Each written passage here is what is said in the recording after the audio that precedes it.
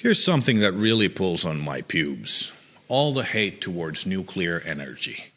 Generating electricity to power the modern society is a constant struggle that threatens to destroy the planet as we know it, and we're trying really hard not to mess things up by running out of fuel and poo-pooing the atmosphere.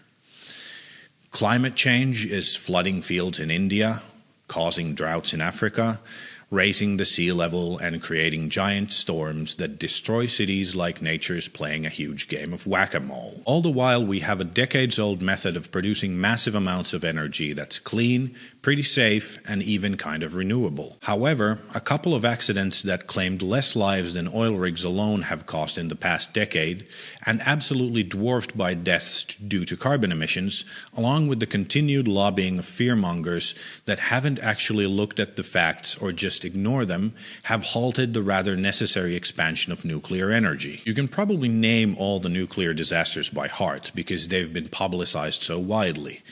3 Mile Island, Chernobyl, Fukushima. That's it. 3 Mile Island happened in 1979, almost 40 years ago, and it claimed 0 lives. Chernobyl, in 1986, over 30 years ago, was an old Soviet power plant where they deliberately shut down their security systems.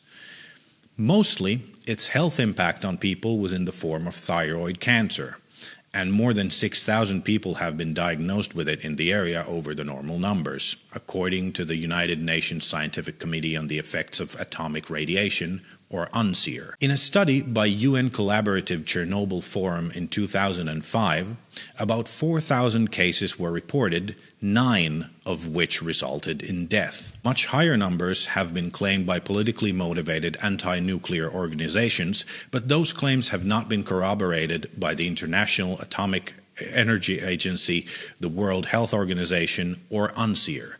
They are, to put it bluntly, fake news. In Fukushima, only a few hundred people are estimated to suffer in the years and decades to come from the radiation.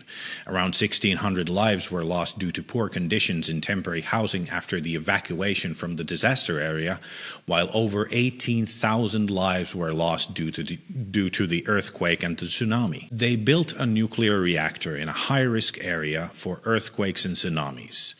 Ignored a tsunami warning in 2008, a massive earthquake and tsunami hit the area and it fucked up a reactor.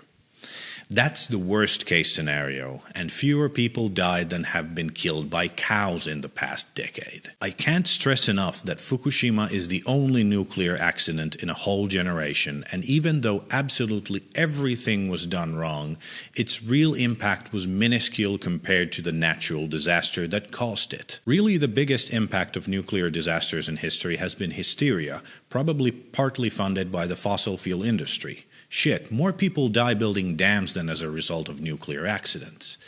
Even so, fear-mongering has worked, to an extent, and we're building far, far fewer nuclear plants than we should. With proper regulation and frankly some common sense, like not building power plants in high-risk areas for tsunamis, we could make nuclear the safest viable form of energy production with the smallest impact on the environment. That, however, is not possible if every organization that calls itself environmentalist keeps lobbying against it.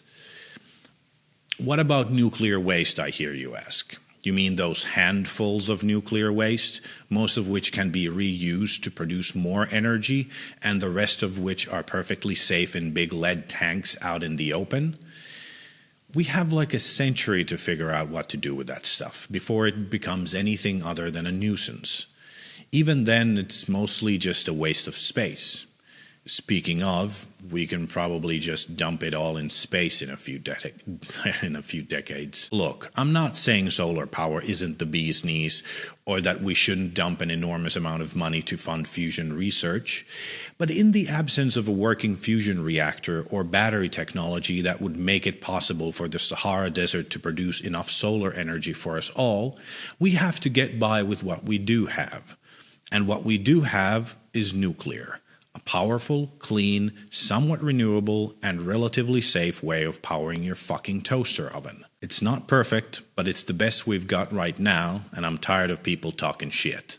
I'd love to hear your thoughts in the comments, but please leave the ad hominems out. I get enough of that from my friends. I will make a comments video at some point in which I'll be reading some of the most interesting comments on my videos and responding to them. I have a Facebook page for the channel because I'm old. I'll put a link in the description so you can follow me if you're old enough to still use Facebook like I do. That's it. Bye!